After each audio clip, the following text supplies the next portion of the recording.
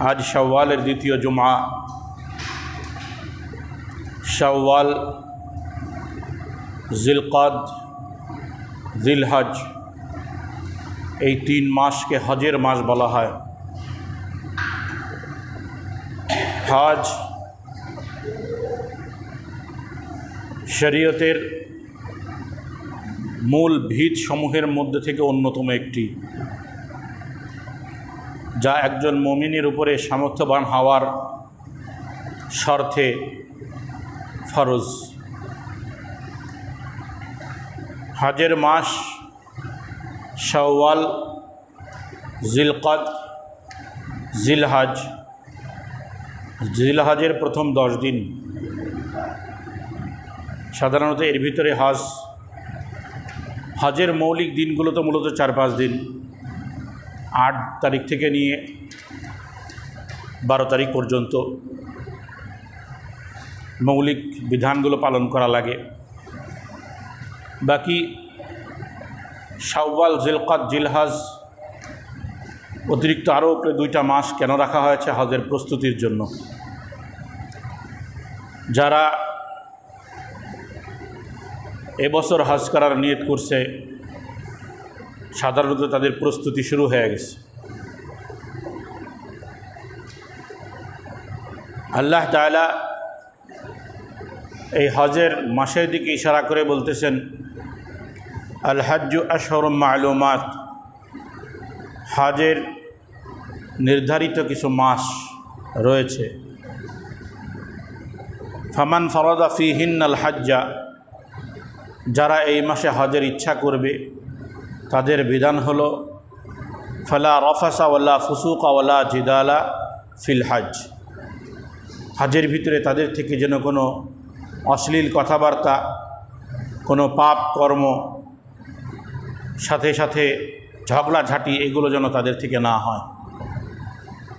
কারণ হজ্জে মাবরুরের ব্যাখ্যা এটা, যেই হজের সফরে শুধু পুণ্য আর পুণ্য, কোনো পাপাচারিতা, অশ্লীলতা কিছুই নেই। ঝগড়াঝাঁটি, বাকবিতণ্ডা, গীবত, শিকায়েত কিছুই নেই। হজ ফরজ হয় ওয়ালিল্লাহি আলান নাসি হিজ্জুল বাইতি মান ইসতাতা ইলাইহি সাবিলা। মানুষের জন্য আবশ্যক করা হয়েছে তার রবের জন্য হজ, যে কিনা বাইতুল্লাহ পর্যন্ত পৌঁছাইতে সক্ষম। সুতরাং কোনো ব্যক্তি যদি বাইতুল্লাহ পর্যন্ত পৌঁছানোর আর্থিক সঙ্গতি এবং বাহন পাওয়া যায়, তো তার উপরে ওই বছরই হজ ফরজ হয়ে যাবে। তার পরিবারের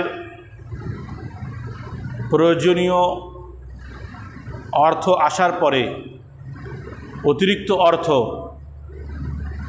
যেটা বাইতুল্লাহ পর্যন্ত পৌঁছানোর আমাকে সহজ করে দেয়, এই পরিমাণ অর্থ যদি আমার কাছে থাকে আর যাতায়াতের পথ পরিষ্কার থাকে, বন্ধ না হয়, তাহলে আমার আপনার উপরে এ বছরই হজ এসে যাবে।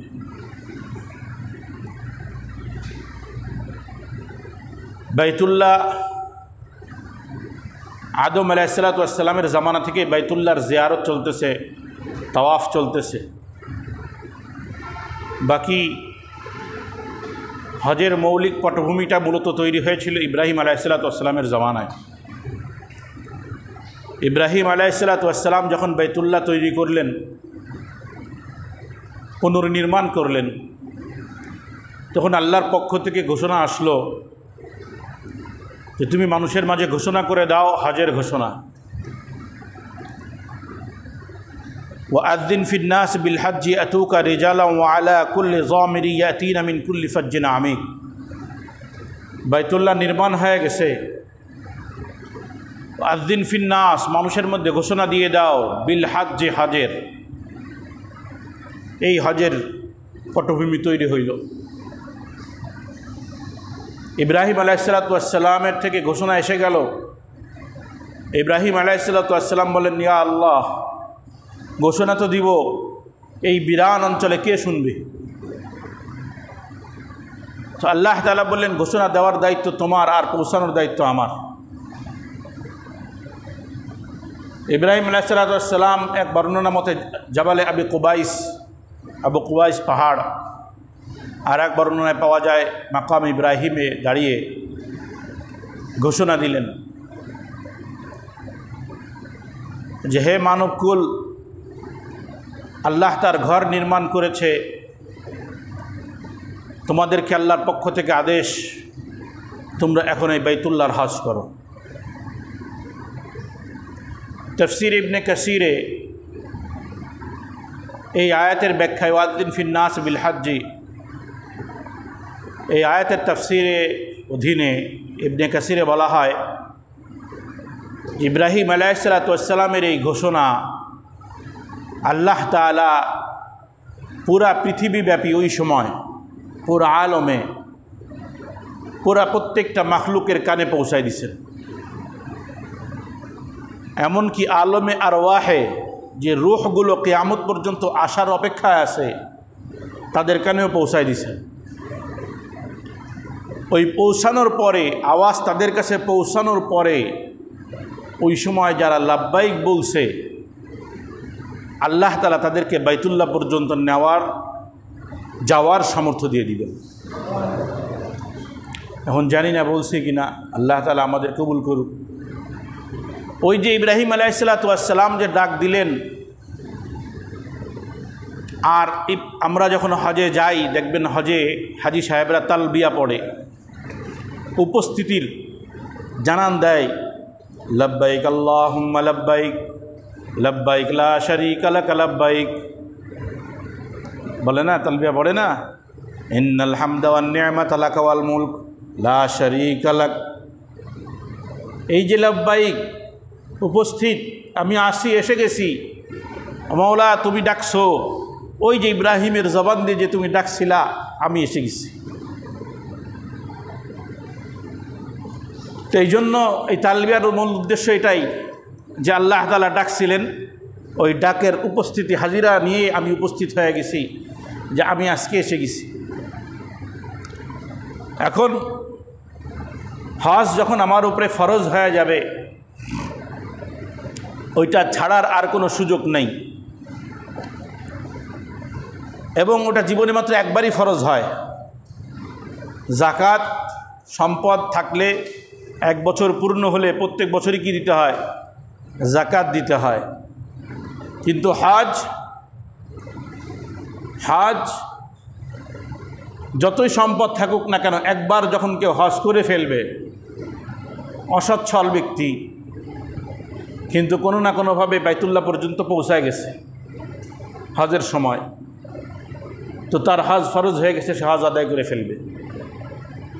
এখন সে কোটি কোটি টাকার মালিক হলেও দ্বিতীয়বার হজ করা তার জন্য ফরজ না, কারণ ফরজ আদায় হয়ে গেছে। জীবনে একবারই হজ ফরজ হয়। যখন হজ ফরজের আয়াত আসছে, রাসূল করিম সাল্লাল্লাহু আলাইহি ওয়াসাল্লাম মদিনায় ঘোষণা দিলেন। আবু হুরায়রা রাদিয়াল্লাহু তাআলা আনহু বলেন, খাতাবানা রাসূলুল্লাহ সাল্লাল্লাহু আলাইহি ওয়াসাল্লাম ফাকালা ইয়া আইয়ুহান নাস ক্বাদ ফারাদাল্লাহু আলাইকুমুল হজ্জ ফাহুজ্জু, আল্লাহ তাআলা তোমাদের উপরে হজকে ফরজ করেছেন, সুতরাং হজ আদায় করো। ঘোষণা দিয়ে দিলেন মদিনায়। এখন এক সাহাবী একটু বুঝে কম, তো বলছে, ইয়া রাসূলুল্লাহ আকুল্লা আমিন, যে প্রত্যেক বছরের জন্য, প্রত্যেক বছর আমাদের হজ করা লাগবে? ফাসাকাতা, রাসূল আকরাম সাল্লাল্লাহু আলাইহি ওয়াসাল্লাম চুপ হয়ে গেলেন। এমনকি ক্বালাহা সালাসান, হাত্তা ক্বালাহা সালাসান, ওই সাহাবী 3 বার প্রশ্ন করছে, ইয়া রাসূলুল্লাহ প্রত্যেক বছরই হজ করা লাগবে? তো রাসূল করিম সাল্লাল্লাহু আলাইহি ওয়াসাল্লামের মুখটা একটু বিমর্ষ মতন, একটু রাগ মতন হয়েছে আর কি, চেহারার ভিতরে একটা পরিবর্তন আসছে, অর্থাৎ তার এই প্রশ্নটাই পছন্দ হয় না রাসূলের। রাসূল করিম সাল্লাল্লাহু আলাইহি ওয়াসাল্লাম বেশ কিছুক্ষণ চুপ থেকে বলতেছেন, লাউ কুলতু নাম লা ওয়াজাবাত, আরে পাগল, আমি যদি হ্যাঁ বলে দিতাম সঙ্গে সঙ্গে এটা আবশ্যক হয়ে যেত, কারণ আমার হাবিবের জবানটা এমন এক পাওয়ারওয়ালা জবান, যা বলে ফেলে ওটা ওহী হয়ে যায়। আল্লাহ তো হজ ফরজ করছে, কিন্তু একবার না দুইবার না তিনবার তা বলে নাই, জীবনে একবার না প্রত্যেক বছর। কিন্তু বলছি বাস ফরজ, তোমরা চুপ করে থাকো। এই যে প্রশ্নটা করলা, তোমার এই প্রশ্নের ঝোঁকে যদি আমি নবী নাম হা বলে ফেলতাম, তো সঙ্গে সঙ্গে এটা প্রত্যেক বছরের জন্য তোমাদের ফরজ হয়ে যাইত। ওয়ালা মাস্তাতাতুম, আর তোমাদের দ্বারা এটা সম্ভব ছিল না যে প্রত্যেক বছর হজ করা। বলেন দিন আমাদের অঞ্চল অনুযায়ী সম্ভব প্রত্যেক বছর যায় যায় হজ করা? তো এই জন্য রাসূল করিম সাল্লাল্লাহু আলাইহি ওয়াসাল্লামের এই হাদিসের ইশারায় বলা হয় যে সাহাবা একরাম সহজে রাসূলের কাছে প্রশ্ন করতেন না, একেবারে আটকে না যাওয়া পর্যন্ত প্রশ্ন করতেন না, বরং কিছু জানতে চাইলে দোয়া করতেন, আল্লাহ এমন এক লোক পাঠায় দাও যে আয়েশা রাসূলের কাছে জিজ্ঞাসা করবে আর আমরা ওখান থেকে কি নিয়ে নেব, এলেম নিয়ে নেব। তো যাই হোক, হজ ফরজ হয়ে যাওয়ার পরে আপনি যদি হজ আদায় না করেন, ওই হজ আর কখনো আপনার থেকে সাকেত হবে না, রহিত হবে না। এমন দেখেন, এখানে বড় একটা বিপদ আছে। আজ থেকে 10 বছর 20 বছর আগে যদি আপনার উপর হজ ফরজ হয়ে থাকে, সেই সময় হয়তো হজে যাইতে কত লাগতো? 50,000, 1 লাখ, 1.5 লাখ, 2 লাখ ধরেন। আর বর্তমান 2 বছরে কি হয়ে গেছে? 7-8 লাখ টাকা হয়ে গেছে না? আপনার উপরে যদি গত 20 বছর আগে 10 বছর আগে হজ ফরজ হয়ে থাকে আপনার সম্পদ অনুযায়ী, আপনার উপরে তো হজ করা ফরজ। বিলম্ব করলে কি ক্ষতি আমি বলতেছি। হজ যদি কেউ বিলম্ব করে কি ক্ষতি হবে এটা পরে বলতেছি। আপনার উপরে হজটা ফরজ হয়ে গেছে, এই ফরজ হজ তো আপনার থেকে আর যায় নাই। এখন আপনার সম্পদ অনুযায়ী আপনি কিন্তু 7-8 লাখ টাকার মালিক না, অতিরিক্ত। কিন্তু 2-3 বছর 10 বছর আগে ছিলেন এবং সেই অনুযায়ী হজ ফরজ হয়ে গেছে। এখন ঋণ করে হলেই ওই ফরজ আদায় করতে হবে। ফরজ হয়ে গেছে না? ফরজ যদি না হইতো টেনশন নাই, যে যতই সরকার টাকা বাড়াক, অর্থ বাড়াক, যাই করুক, আমার উপর তার ফরজ না। কিন্তু একটু নিজের অর্থ সম্পদের হিসাবটা করে দেখেন, যদি আজ থেকে 4-5 বছর 10 বছর আগে যদি হজ ফরজ হয়ে থাকে, তাহলে এখন কিন্তু অর্থ বেড়ে যাওয়ার কারণে, ব্যয় বহুল হওয়ার কারণে আপনার থেকে হজ সাকেত হবে না, রহিত হবে না। এখন যদি আপনি বলেন কেমনে যাব, এত টাকা দিয়ে তো সম্ভব না যাওয়া, তো 5 বছর আগে যখন 3 লাখ ছিল, 10 বছর আগে যখন 1-1.5 লাখ টাকা ছিল, তখন তো আপনার উপরে ফরজ হয়ে গেছে আপনার সম্পদ অনুযায়ী। আপনার ইস্তেতাআত এসে গেছে, আপনি সেই সময় আদায় করেন নাই। কিসের ওসিলা দিয়েছিলেন? মেয়ের বিয়ে, ছেলের বিয়ে, চাকরি ইত্যাদি ইত্যাদি। এখন অবসরে যখন আসছেন, তখন আর যাওয়া সম্ভব হচ্ছে না, আর্থিক সংকটের কারণে যাওয়া সম্ভব না হলেও হজ ফরজ হয়ে গেছে। যদি যেতে নাও পারেন, সন্তানদেরকে ওসিয়ত করে যেতে হবে, দেখো আমার উপরে হজ ফরজ হয়ে গেছে, কিন্তু আমি যেতে পারতেছি না আর্থিক সংকটের কারণে, এই হজ তোমাদের করাই দিতে হবে। সন্তানদের জন্য আবশ্যক বাবার ওসিয়ত। যে পরিমাণ সম্পদ বাবা রেখে যাবে, মিরাস, তার 1/3 সম্পদ, 1/3, 3 ভাগের 1 ভাগ, এই সম্পদের মধ্যে বাবার হজটা করায় দেওয়া, ওসিয়ত করে যাওয়া ওয়াজিব। আর ওই ওসিয়ত যদি 1/3 সম্পদের মধ্যে পালন করা সম্ভব হয়, তাহলে সন্তানরা উচিত ওই সম্পদ বিক্রি করে 1/3 বিক্রি করে বাবার হজ, বদলি হজ আদায় করাইতে হবে। কি কঠিন ব্যাপার! এজন্য আমাদের বড়রা বলেন, খবরদার, হজ আসলে কষ্ট মষ্ট করে হলেও চলে যাও। ছেলের বিয়ে, মেয়ের বিয়ে, সাংসারিক ঝামেলা ইত্যাদি ইত্যাদি। দেখেন না, ইন্দোনেশিয়া, মালয়েশিয়ায় যারা তাবলিগে গেছে বলতে পারবে, হাজি ছাড়া পাইছেন নি? আপনি তো গেছেন। হাজি ছাড়া কোনো যুবক আছে? ও সব যুবক হাজি। ওখানে বিবাহের শর্ত 2টা। আমি শুনছি এক মুবাল্লিগের কাছেই, যে বিয়ে করতে গেলে হজ করা লাগে আর হাফেজ হওয়া লাগে। পুরুষদেরকে বিবাহ করতে হলে মেয়েদের পক্ষ থেকে শর্ত, হজ করা লাগবে আর হাফেজ হওয়া লাগবে। ওদের ওখানে হাফেজ খুব বেশি, দেখবেন দাড়িও নাই কিন্তু হাফেজ, প্রায় সব হাফেজ। দিনদারির ইবাদতবন্দি তুলনামূলক কম, কিন্তু প্রায় হাফেজ। যাই হোক, তো হজ তো আসলে যুবক বয়সে করতে হবে, কারণ হজ তো কষ্টের, খুব কষ্ট হজে। বিশেষ করে ওই যে মূল সময়টা যারা হজ করছে তাদের কাছে শুনবেন, তারা আনন্দিত হয়, হজ করে আসতে পারছে এই জন্য আনন্দিত হয়, কিন্তু ওই সময়টা খুব কষ্টের যায়। না খাওয়া ঠিক থাকে, না ঘুম ঠিক থাকে, না কোনো কিছু ঠিক থাকে না, সবসময় জিকির আজকার ইবাদতের মধ্যে চলতে হয়, এক জায়গা থেকে আরেক জায়গা, আরেক জায়গা থেকে আরেক জায়গায়, এই দৌড়দৌড়ির উপরেই থাকতে হবে ওই 10 তারিখ 12 তারিখ পর্যন্ত, 8 তারিখ থেকে।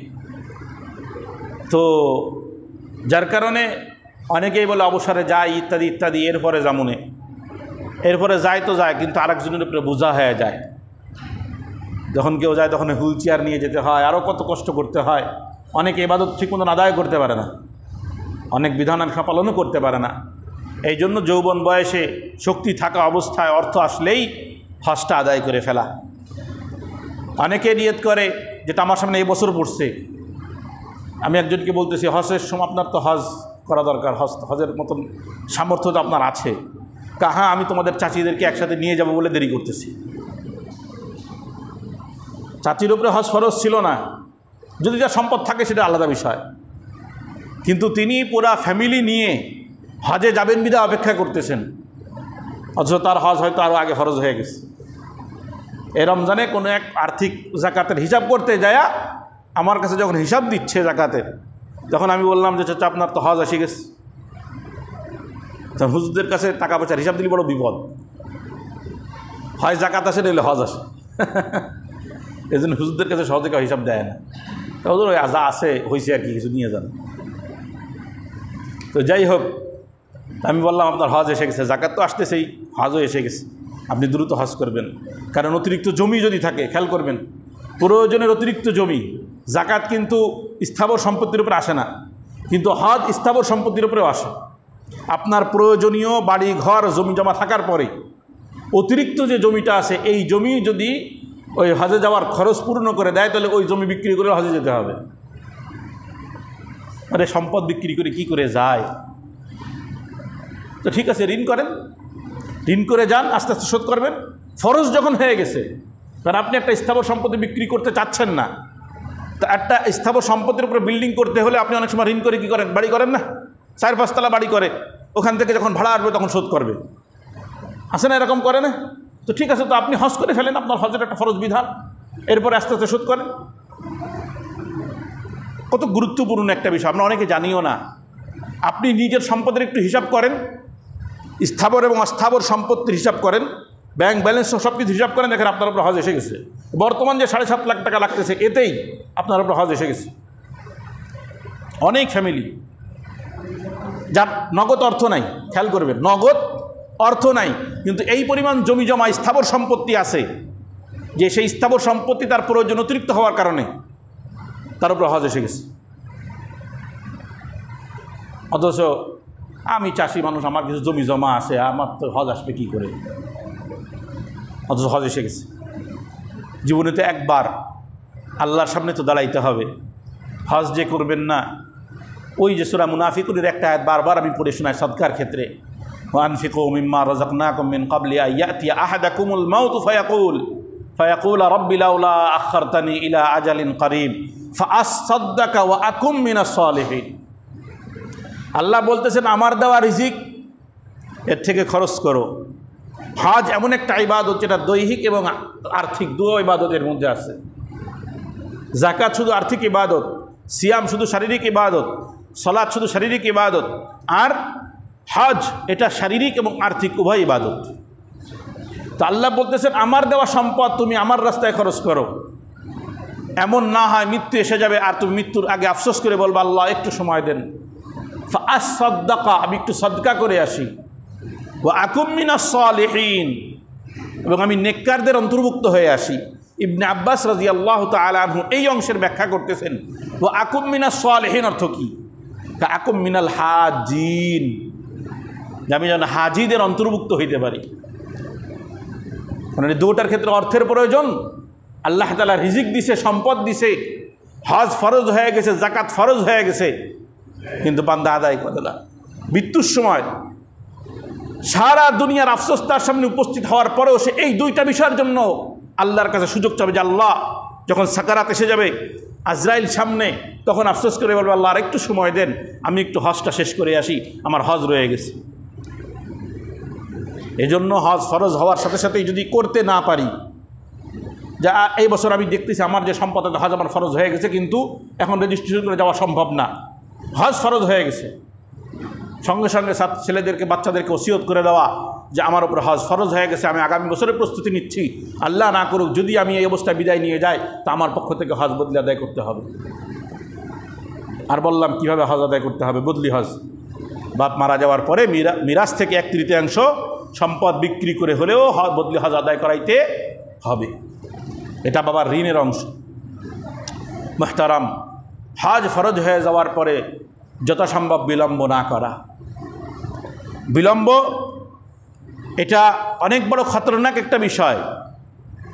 নামাজ ফরজ হয়ে গেছে, এটা সময় শেষ হয়ে গেলে কাজা আদায় করতে হয়। হজ কিন্তু আর কাজা হয় না, হজ কি হয় না, কাজা হয় না। মারা গেলে বদলি হয়, মারা গেলে কি হয়, একটা বদল হয়, পরিবর্তনে, তার পরিবর্তনে আর একটা হজ করাই দিতে হয়। কিন্তু দেরি করলেও এটা হজই হবে। কিন্তু আপনি যে দেরি করলেন, দেরি করার দ্বারা আল্লাহর পক্ষ থেকে রহমতের নজর আপনার থেকে উঠে যায়, যে এত সম্পদ দিলাম বান্দা তোকে, আমার ঘরটা একটু জিয়ারত করে যাবি, ওই যে আমার ইব্রাহিমকে দিয়ে ঘোষণা দেওয়ালাম, তোর কান পর্যন্ত আসলো, আর তুই এসে একটু আমার সামনে লাব্বাইক আল্লাহুম্মা লাব্বাইক বলে উপস্থিতি দেখাইতে পারলি না। এই জন্য রসুল করিম সাল্লাল্লাহু আলাইহি ওয়াসাল্লাম বলেন, মান আরাদ আল হজ্জা, যে হজের ইচ্ছা করছে, ফাল ইয়াতাআজ্জাল, সেজন্য দ্রুত হজ আদায় করে ফেলে। যে হজ, যার উপরে হজ এসে গেছে সেজন্য দ্রুত হজ আদায় করে। কেন? ফাইন্নাহু কাদ ইয়ামরিজুল মারিজ, কারণ এই হতে পারে সে অসুস্থ হয়ে পড়বে, মাহজুর হয়ে পড়বে, আর উঠতে পারবে না বিছানা থেকে, হজ তো ফরজ হয়ে গেছে। হ্যাঁ, আবার ওয়া তাজিল্লু যাল্লা, অথবা এমন কিছু প্রয়োজনীয় বস্তু যা হারায় গেল। সেই সময় সম্পদ ছিল, যেটা বুঝাইলাম যে 10 বছর আগে আপনার যে সম্পদ ছিল হস্তে এসে গেছে, কিন্তু এখন আর সেই সম্পদ আপনার নাই, টাকা বেড়ে গেছে, অর্থ বেড়ে গেছে, এখন আর সেই সম্পদ নাই, হারায় গেছে, কিন্তু হস্ত ফরজ হয়ে গেছে। আবার ওয়া তা'রিদুল হাজা, এমন প্রয়োজন সামনে চলে আসলো যে প্রয়োজনটা এমন প্রয়োজন যেটা তোমার হজে বাধা হয়ে দাঁড়াচ্ছে, কিন্তু ফরজ তো আগে হয়েই গেছে। এই জন্য আল্লাহ তাআলা হাদিসে কুদসির মধ্যে বলেন যে লা মাহরুমুন, যে হজে দেরি করে, যে আমার কাছে আসতে দেখা করতে দেরি করে, লা মাহরুমুন, সে বঞ্চিত। কিসের থেকে বঞ্চিত?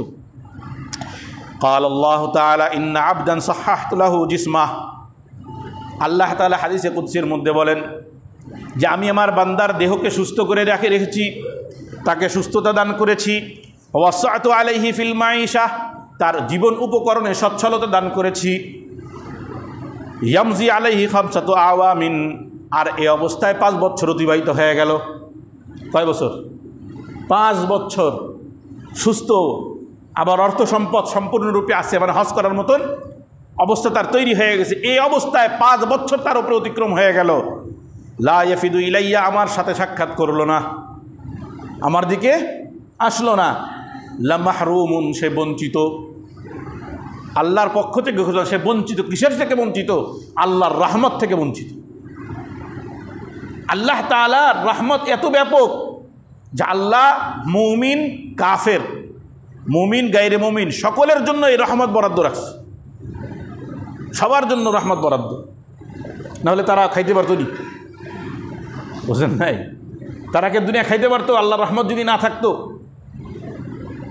অথচ সেই আল্লাহ বলতেছেন যে আমি তোমাকে সামর্থ্য দিলাম হজ করার, 5 বছর অতিবাহিত হয়ে গেল, হজ করলে না, লা মাহরুমুন, তুমি আমার রহমত থেকে বঞ্চিত। এটা অনেক বড় গজব আল্লাহর। বান্দা যখন বিপদে পড়ে, 2 প্রকারে বলছিলাম, যে এক হলো আল্লাহর পক্ষ থেকে পরীক্ষা, যে কতটুকু সবর তুমি করতে পারো, আর একটা হলো বারবার বিপদ দেয়, বান্দা আমাকে ভুলে গেছিলি, আবার আমার রহমতের কুলে ফিরিয়ে আয়। এই জন্য অনেকে বলে বালা মুসিবত যায় না হুজুর, বড় কঠিন, ব্যবসা বাণিজ্যের এই অবস্থা সেই অবস্থা। খুব আমরা বলি না, সরাসরি তাদেরকে বলি না, কষ্ট পাবে, কিন্তু একটু চিন্তা করে দেখেন, কোনো না কোনোভাবে হয়তো আপনার থেকে মালের হক বা ব্যবসার হক, বান্দার হক, কোনো না কোনোভাবে হয়তো কি হয়েছে, পদস্খলন আপনার হয়েছে, যার কারণে এই ধরনের বালা মুসিবত আসতেছে। যদি মনে পড়ে তো সঙ্গে সঙ্গে সেটা পরিশোধ করা, সেটা ঠিক করে নেওয়া, আর মনে না পড়লে টুকটুক অল্প অল্প করে প্রত্যেক দিন সদকা করা, কারণ সদকা তারুদ্দুল বালা, আর সদাকাতু তারুদ্দুল বালা, সদকা বালা মুসিবত দূর করে দেয়। আর মনে পড়লেই ওই হক আদায় করা, সেটা আল্লাহর হক হোক বান্দার হক হোক। এই জন্য বিলম্ব না করা। আল্লাহ রাসূল করিম সাল্লাল্লাহু আলাইহি ওয়াসাল্লাম বলে, ইসতামতাউ বিহাদাল বাইত, এই যে বাইতুল্লাহ পাইছো, বাইতুল্লাহ থেকে ফায়দা নিয়ে নাও। বাইতুল্লাহর ফায়দা বলতে জিয়ারত করো বেশি বেশি। কেন? ফাকাদ হুদিমা মাররাতাইন, দুইবার ভাঙ্গা হয়ে গেছে। ইব্রাহিম থেকে নিয়ে রসুল পর্যন্ত কয়বার? দুইবার। এই দুইবার এই ঘর ভাঙ্গা হয়ে গেছে। এখন ইউরফা ফি সালেসা, তৃতীয়বার যখন ভাঙ্গা হবে এ ঘর উঠায় নেওয়া হবে। তৃতীয়বার যখন ভাঙ্গা হবে, অর্থাৎ দেখেন, খেয়াল করে দেখেন যে তৃতীয়বার ভাঙ্গা হয়ে গেছে না, রসুলের আগে দুইবার, মানে রসুল সহ, রসুলের 25 বছর বয়সে একবার তৈরি করা হলো না। এরপরে আব্দুল্লাহ ইবনে জুবায়ের রাদিয়াল্লাহু তাআলা আনহু কী করলেন? ভেঙে সংস্কার করলেন। হাজ্জাজ বিন ইউসুফ আবার ওটাকে ঠিক করলেন। যাই হোক, ঠিক করার পরেই 3বার শেষ। এখন কিন্তু বাইতুল্লাহর উঠে যাওয়ার সময়, আর ভাঙ্গা হবে না। অর্থাৎ কিয়ামতের আগে একবারে, ওই যে কিয়ামতের আলামতে আছে যে 2 নিগ্রো এসে ভেঙে দেবে, ওটা একবার উঠায় নেওয়া যাওয়া হবে বাইতুল্লাহ। এই জন্য বাইতুল্লাহ যখন আসে এর থেকে ফায়দা নিয়ে নাও, ফায়দা নিয়ে নাও, কারণ যখন কিয়ামতের আগে যখন এটা ভেঙে ফেলা হবে, এটা একবার উঠায় নেওয়া হবে, ওটা আর রাখা হবে না। এই জন্য যত দ্রুত সম্ভব হজ আদায় করো, কারণ কিয়ামত কখন আসবে কেউ বলতে পারি না। কত বড় খতরনাক একটা ধুমকি লাগাই দিছেন রাসূল করিম সাল্লাল্লাহু আলাইহি ওয়াসাল্লাম, মান মালাকা জাদান ওয়া রাহিলাতান, যে পাথেওর মালিক হয়ে গেল, পাথেও রাস্তায় চলার পথের খরচ, ও রাহিলাতান এবং বাহন, বিমান, এখন তো বিমান তাই না, এখন জাহাজও হয়ে গেছে। তো এইরকম যাওয়ার পথের সব পরিষ্কার পরিচ্ছন্ন, সব ঠিকঠাক, কোনো বাধা নাই। ফা ইউবাল্লিগুহু ইলা বাইতিল্লাহ, যেই পথ পাথেও তাকে বাইতুল্লাহ পর্যন্ত পৌঁছে দেয়, ফালা আলাইহি ওয়ালাম ইয়াহুজ্জা, আর সে হজ আদায় করলো না। অর্থাৎ হজ ফরজ হয়ে যাওয়ার পরে, রাস্তা ক্লিয়ার হয়ে যাওয়ার পরে সে হজ আদায় করলো না। ধুমকিটা দেখেন, ফালা আলাইহি আইয়ামুতা ইয়াহুদিয়ান ওয়ালা নাসরানিয়ান, তো আমি তার ব্যাপারে কোনো পরোয়া করি না যে সে ইহুদি হয়ে মারা গেল না নাসরানি হয়ে মারা গেল, ইহুদি হয়ে মরলো না খ্রিস্টান হয়ে মরলো, এই ব্যাপারে কোনো পরোয়া নাই। তো মারাত্মক একটা ধুমকি না? অর্থাৎ এই হাদিস থেকে বুঝে আসে, হজ ফরজ হওয়ার পরেও কোনো বান্দা যদি হজ আদায় না করে, এই অবস্থায় দুনিয়া থেকে চলে যায়, তো অধিকাংশ ব্যক্তির ক্ষেত্রে সম্ভাবনা এটাই যে তার ঈমান ছাড়া দুনিয়া থেকে বিদায় নিবে। ওই যে মৃত্যুর আগে যখন আল্লাহর কাছে দরখাস্ত করবে, আল্লাহ একটু সময় দেন, আল্লাহর জবাব কি দিবেন? ওয়ালা ইউআখিরুল্লাহু নাফসান ইযা জাআ আজালুহা। তো কুরআনে শুনাইছিলাম না, মৌলবীরা মসজিদে শোনাইছে, মাহফিলে শোনাইছে, সময় যখন আসবে একটা মুহূর্ত বিলম্ব করা হবে না। কেন আদায় করো নাই? আমি কোরআনে কত জায়গায় বলছি, আনফিকু আনফিকু আনফিকু ইনফিকুনা, কত রকমভাবে বুঝাইছি তোমাদেরকে, খরচ করো, আতিমুল হজ্জ আল উমরা, হজ উমরা আদায় করো, আলিল্লাহি আলান নাসি হিজ্জুল বাইত। তোমাদেরকে কতভাবে বোঝানো হয়েছে, আমার হাবিবের বাণী, আমার বাণী। এরপরে এখন আফসোস করলে তো লাভ নেই, বড় কঠিন অবস্থা। ও মুহতারাম, এই যে হজে যাব, আমাদের অবশ্যই এটা খেয়াল রাখা দরকার, আমরা নিজেরাই একটু একাকী বসে হোক, পরিবারকে নিয়ে হোক, নিজের হিসাব নিকাশটা করে নেই যে আমার প্রয়োজন অতিরিক্ত সম্পদ স্থাবর অস্থাবর কী পরিমাণ আছে। যদি বর্তমান জামানা অনুযায়ী যে অর্থ আপনার কাছে যদি থেকে থাকে 7-8 লাখ টাকা, যেটা আমার যাওয়া সহজ, আমার জন্য ছাড় দিয়ে হোক, ছাড় ছাড়া হোক, কোনোভাবে যদি যাওয়া সম্ভব হয়ে যায়, তো এই বছরই আপনার উপরে হজ ফরজ হয়ে গেছে। আরও 10 বছর আগে যদি 2-1 লাখ টাকা যখন ছিল, তখন যদি হয়ে থাকে, তো তখনই আপনার উপরে হজ ফরজ হয়ে গেছে, আপনি হয়তো জানেন না, কিন্তু হজ ফরজ হয়ে গেছে, এখন আপনাকে হজ করতে হবে, কোনোভাবেই যেন না যায়। আমরা হজের ফজিলাতের উপরে কিছু আলোচনা করে আলোচনা শেষ করবো ইনশাআল্লাহ। হজ করলে ফজিলাতটা কি? রাসূল করিম সাল্লাল্লাহু আলাইহি ওয়াসাল্লাম বলেন, মান হাজ্জা লিল্লাহি ফালাম ইয়ারফুস ওয়ালাম ইয়াফসুক রাজাআ কায়াউমিন ওয়ালাদাতহু উম্মুহ। যে ব্যক্তি হজ আদায় করলো আর হজের ভিতরে কোনো অশ্লীল কথাবার্তাও বলল না, কোনো পাপাচারিতায় লিপ্ত হলো না, ওই যে ফালা রাফাসা ওয়ালা জিদালা ফিল হজ, হ্যাঁ, তো হজ আদায় করছে, হজের ভিতরে কোনো গ্যাঞ্জাম মারামারি করে নাই। এই কথাটা দেখেন হাদিসের মধ্যে আসছে, কোরআনের মধ্যে আসছে। কেন? কারণ এই জায়গাটা এত কষ্টের জায়গা, সাধারণত মানুষ একে অপরের সাথে খারাপ ব্যবহার করে ফেলে, বুঝলেন নাই? খুব খারাপ ব্যবহার করে ফেলে। ওই যে বিভিন্ন গ্রুপের সাথে যায়, যারা ব্যবস্থাপক মুআল্লিম সহ যারা আছে, এরা সাধারণত নেওয়ার সময় অনেকভাবে বলে, যেহেতু তাদের এটা একটা ধরনের ব্যবসা, নিয়ে যাওয়ার জন্য বলে অমুক জায়গা রাখা হবে, তমুক জায়গা রাখা হবে। যতই বলুক ও সম্ভব হয় না। হজের যে 5টা দিন মূল সেই কয়দিন 8 তারিখ 7 তারিখ থেকে, ওই সময় আপনাকে কাছে থাকতে দেবে না, ওসব ভিআইপি, কিছুটা বল, ওসব ভিআইপিদের জন্য ও ছেড়ে দেয়। এরপরে আবার হজের সিজন শেষ হলে, এবার ওই টাইমটা শেষ হলে আবার আপনাদেরকে দেখবেন কাছে নিয়ে আসবে। এই জন্য এই সমস্ত জায়গায় বাজে আচরণ, খাবার দাবার নিয়ে কথা কাটাকাটি করা, কোনো জায়গায় যে ঠেলাঠেলি করা, এগুলো জায়েজ নেই। হজ্জে মাবরুর কাকে বলে? হজ্জে মাবরুর হলো মাকবুল হজ, আল্লাহর কাছে যে হজটা মাকবুল হয়েছে। তাহলে হজ্জে মাকবুলই বলতো, আল্লাহ হজ্জের মাবরুর বললেন কেন? মাবরুর শব্দটা বিররুম শব্দ থেকে আসছে, নেক, নেক পুণ্য, অর্থাৎ যে হজের মধ্যে শুধু নেক আমলই আছে, কোনো ঝগড়াঝাটি নাই, বাদাবাদি নাই, অশ্লীল কথাবার্তা নাই, সময় নষ্ট করা নাই, এই জন্য এটাকে হজ্জে মাবরুর বলা হয়েছে। সামনে হজ্জে মাবরুরের ফজিলত বলবো ইনশাআল্লাহ। তো বলছে কেউ যদি হজ করে আর হজটা মাবরুর হয়, কোনো ওর ভিতরে কোনো মারামারি নাই, অশ্লীল কথাবার্তা নাই, গ্যাঞ্জাম নাই, কিছু নাই, শুধু আল্লাহর জিকির আজকার করে, ইবাদত করে, হাজারো কষ্টের ভিতরে সবর করে হজ পালন করে যে যখন ফিরে আসে, কায়াউমিন ওয়ালাদাতহু উম্মুহু, কেমন যেন মায়ের পেট থেকে নিষ্পাপ বাচ্চা ফিরে আসে। মায়ের পেট থেকে নিষ্পাপ বাচ্চা, মায়ের পেট থেকে নিষ্পাপ বাচ্চা কখন আসে? যার কবিরা গুনাহ নাই। সগীরা গুনাহ তো নাই, কবিরা গুনাহ নাই। কারণ কি? হুজুর আমলের দ্বারা তো সগীরা গুনাহ মাফ হয়। আগের দিন বলছি, হজ এমন একটা জায়গা যেখানে তওবা ইস্তেগফার বেশি হয়। আরাফার ময়দানে দোয়া কবুল হয় না? বাইতুল্লাহ দেখলে দোয়া কবুল হয়, সাইর সময় দোয়া কবুল হয়, আরও বিভিন্ন জায়গা হজে দোয়া কবুলের জায়গা আছে। আর একদিন বলবো ইনশাআল্লাহ। আর আরাফার ময়দান তো আছেই। তো এই জন্য এমনভাবে নিষ্পাপ হয়, কেমন যেন নিষ্পাপ বাচ্চা মায়ের কোল থেকে কি হয়ে আসছে, মায়ের পেট থেকে বের হয়ে আসছে। রাসূল কারীম সাল্লাল্লাহু আলাইহি ওয়াসাল্লাম মুসলিমের দীর্ঘ একটা হাদিসের মধ্যে সংক্ষিপ্ত, শুধু ওইটুক বলতেছি যতটুকু আমার উদ্দেশ্য, যে আন্নাল ইসলাম ইয়াহদিমু মা কানা কাবলাহ, ইসলাম এমন এক জিনিস, বান্দা যখন ইসলাম গ্রহণ করে বান্দার পিছনের সমস্ত গুনাহ মাফ হয়ে যায়। ওয়া আন্নাল হিজরাত তাহদিমু মা কানা কাবলাহা, হিজরত এমন এক আমল যে হিজরতের পূর্বের সমস্ত গুনাহকে মাফ করায় দেয়। আর হজ, ও আন্নাল হাজ্জা ইয়াহদিমু মা কানা কাবলাহু, হজও এমন একটা ইবাদত যা হজের পূর্বের সমস্ত গুনাহগুলোকে মাফ করায় দেয়। এই জন্য হজ আমাকে পুরো নিষ্পাপ বানায় দেয়। তো অর্থ সম্পদ যখন আসে, ফরজ যখন হয়ে গেছে, কেন যাব না? কেন যাব না?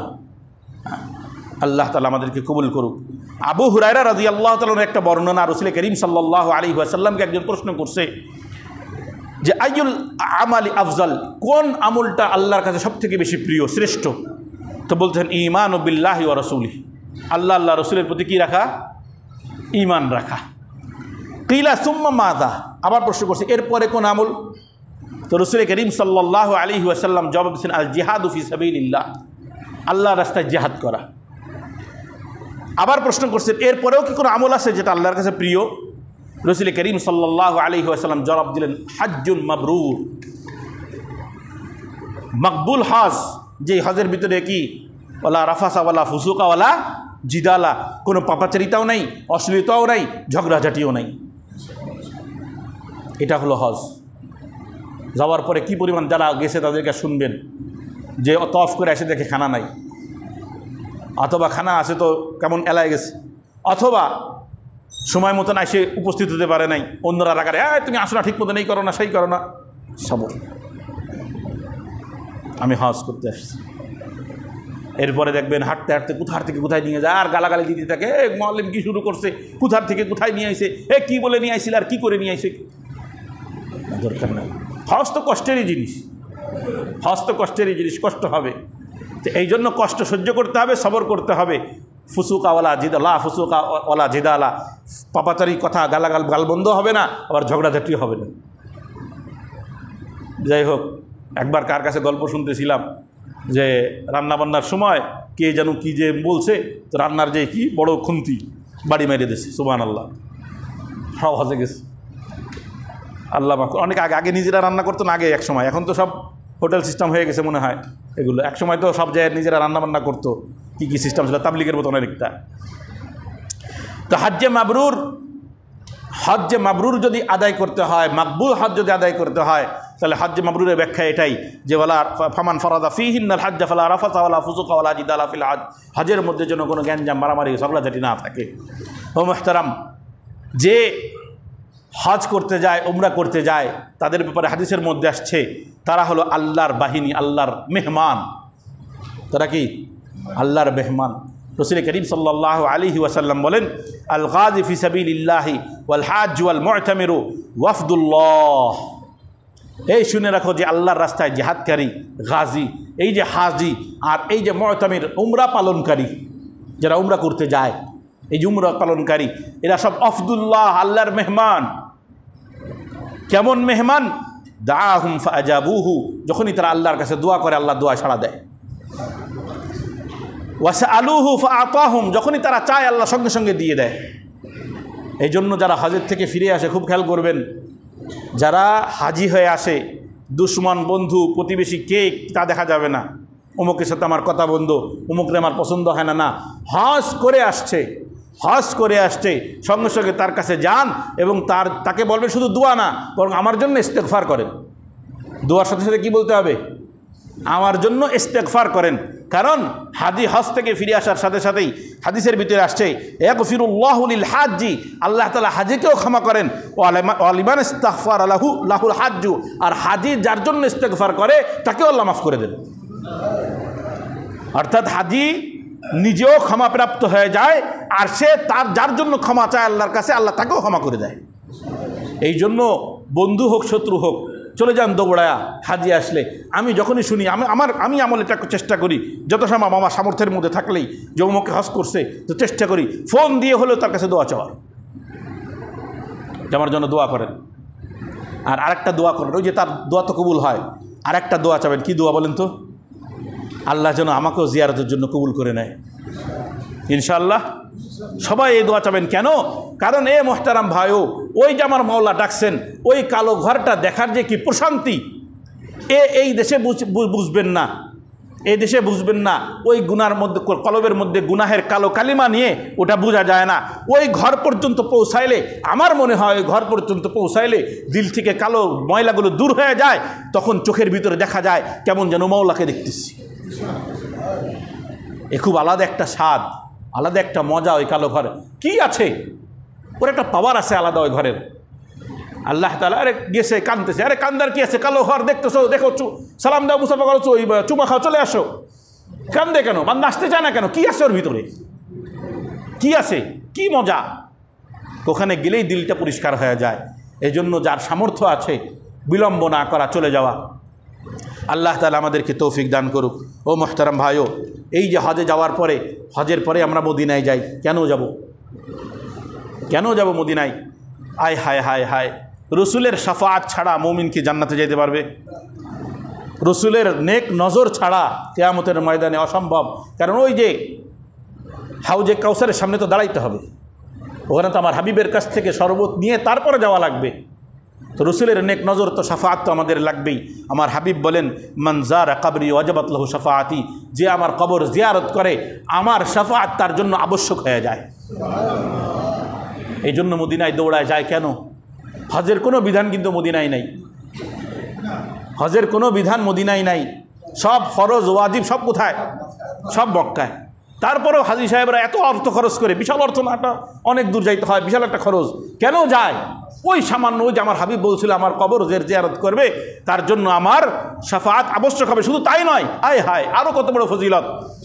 মান হাজ্জা ফাজারা কবরি বাদা মাউতি, যে ব্যক্তি হজ করলো আর আমার মৃত্যুর পরে আমার কবর জিয়ারতে আসলো।